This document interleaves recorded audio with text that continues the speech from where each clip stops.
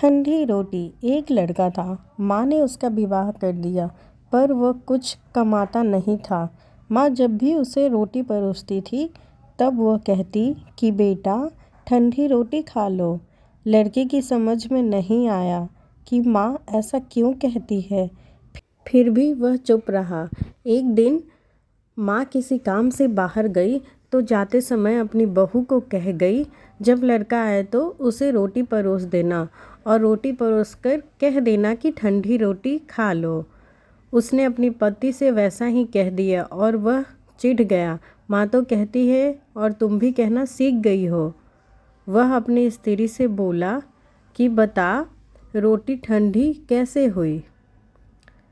रोटी भी गर्म है, दाल साग भी गर्म है, फिर तू ठंडी रोटी कैसे कहती है?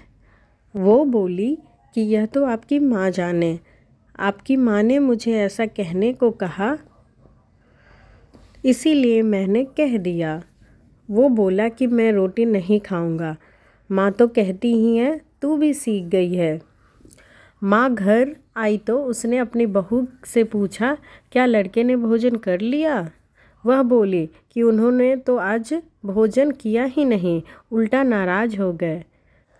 माँ ने लड़के से पूछा तो वो बोला, माँ तू रोज़ाना कहती थी ठंडी रोटी खा ले और मैं सह लेता था, पर अब ये भी कहना सीख गई है। रोटी तो गर्म होती है, तू बता कि रोटी ठंडी कैसे है? माँ ने अपने बेटे से पूछा कि ठंडी रोटी किसे कहते हैं? तो बेटा बोला, माँ सुबह की बनाई हुई रोटी शाम को ठंडी होती है, बासी रोटी ठंडी है और ताज़ी रोटी गर्म होती है। माँ ने कहा, बेटा अब तू विचार करके देख, तेरे बाप की जो कमाई है वह ठंडी और बासी रोटी है। गर्म ताज़ी रोटी तब होगी जब तू खुद कमा कर लाएगा।